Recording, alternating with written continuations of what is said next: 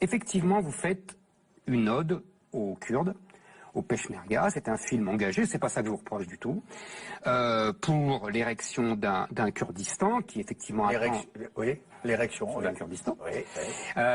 Qui attend depuis 100 ans, puisque maintenant ça fait 100 ans depuis le traité de Sèvres, etc.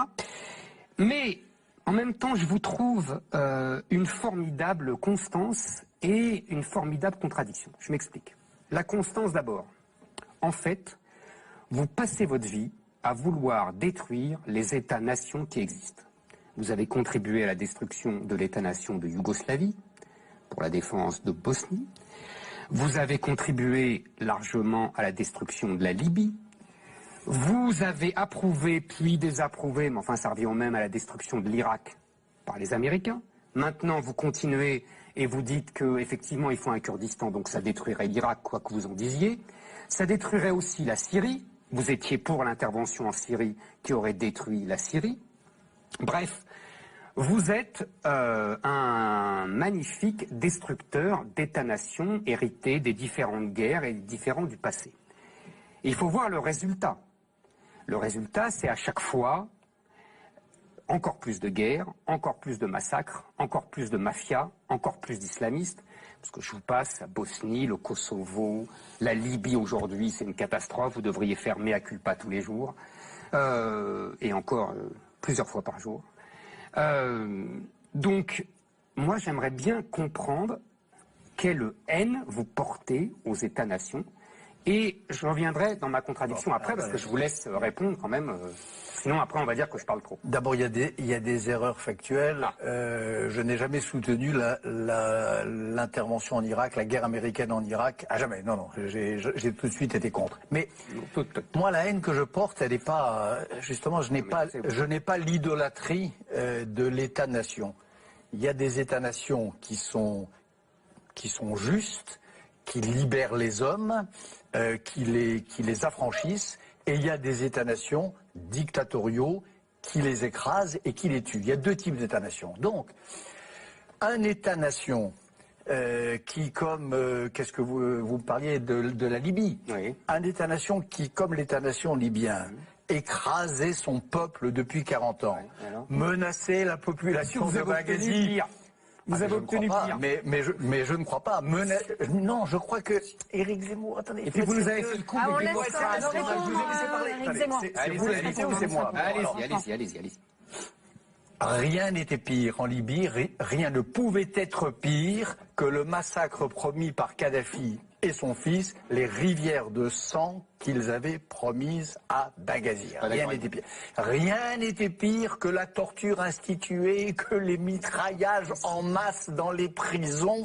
Rien n'était pire que cela. C'est leur problème. Donc le problème, c'est pas l'État-nation en général. Il faut essayer de compter jusqu'à 2. Il y a des bons États-nations et des mauvais États. Ah ben c'est pas moi qui décide. Si, vous avez pas c'est vous qui décidez. Vous avez ceux-là, ils sont gentils, ceux-là, ils sont méchants. Mais vous n'êtes pas Dieu, Bernard Olivier. Je suis désolé de vous décevoir. Mais mon cher Éric Zemmour, c'est pas vous, c'est les peuples qui décident. Oui, les peuples. Eh bien, il y a des moments eux-mêmes. Voilà. Laissez se battre eux-mêmes. Oui. Ne venez pas mettre votre grain de sel au nom de la morale. Quand un peuple comme le peuple syrien, l'État-nation syrien, aujourd'hui, il s'est vidé de ses habitants. Vidés. Ils sont au Liban, ils sont en Jordanie, ils sont en Europe, des hordes de familles écrabouillées de souffrance. Cet État-nation dont vous parlez, il s'est vidé à ses habitants. Il a sur la conscience 400 000 morts. L'essentiel de ce pays s'est soulevé contre la dictature. C'est pas moi qui décide, c'est aucun Dieu le Père, c'est les Syriens eux-mêmes qui disent on veut plus de Bachar al-Assad et on ne veut pas de son jumeau.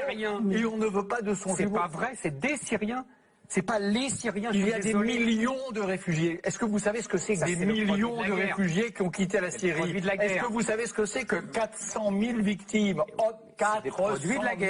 C'est le produit Mais de la guerre. c'est pas des produits de la guerre. Mais combien il y a eu de morts en Irak à cause de l'intervention américaine? C'est des produits de la combien il y a eu de morts à cause de votre intervention en Libye? Combien de massacres? Combien de destructions? Mais faites le bilan. Et combien de morts à cause de la destruction américaine? C'est la même chose. Mais je mélange pas tout. C'est les mêmes principes.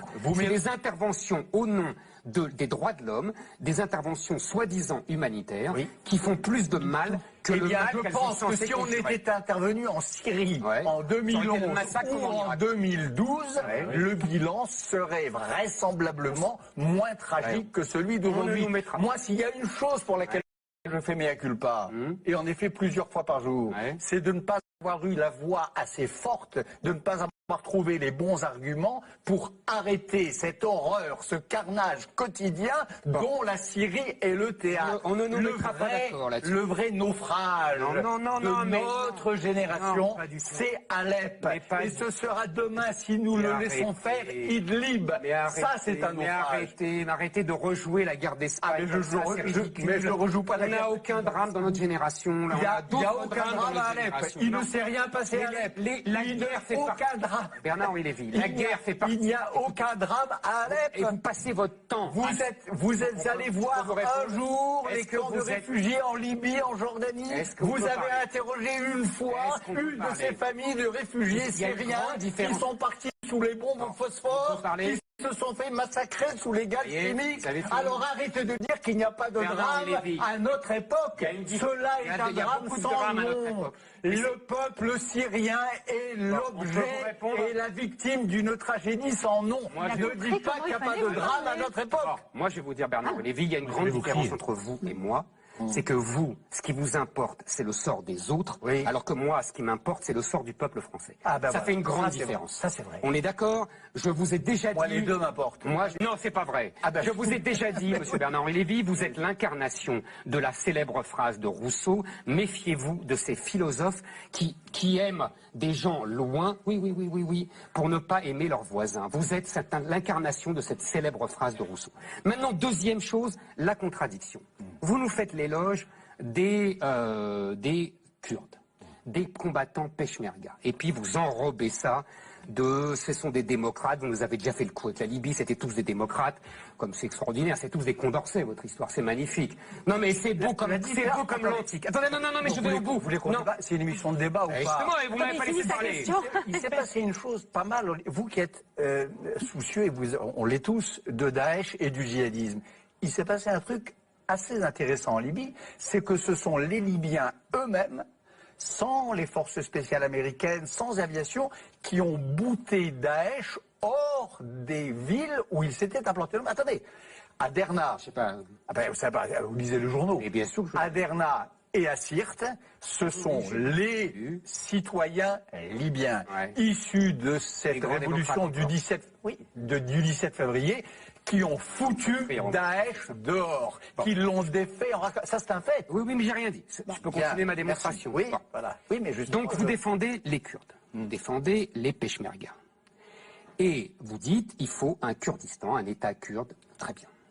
Mais ces Kurdes, monsieur Bernard-Henri Lévy, ils se battent pour qui?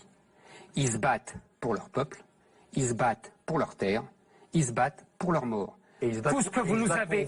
Non, ils ne se battent pas pour moi. Non, ils se battent pour eux. Tout ce que vous avez... Laissez-moi finir. Tout ce que vous avez dénoncé pendant des décennies, la terre, les morts, ça vous rappelle quelque chose, tout ce que vous nous avez enseigné à détester, moi vous n'avez pas réussi, mais tout ce que vous avez nous enseigné à détester, la terre et les morts quand il s'agit du patriotisme français, vous nous avez traité de barésiens, vous nous avez traité de pétainistes, etc. Et là, quand c'est plus des Français, quand c'est des Kurdes, alors là, ils sont formidables. Ils sont formidables, ces gens. Ils se défendent pour leur pays, ils se défendent pour leur nation. Mais, monsieur Bernard-Henri Lévy, vous ne pouvez pas être Zola à Paris et Barès à Ninive. Ça, c'est pas possible. Il faut choisir. Donc, soit vous êtes Barès dans les deux camps, soit vous êtes Zola dans les deux camps. Mais vous ne pouvez pas être l'un et l'autre.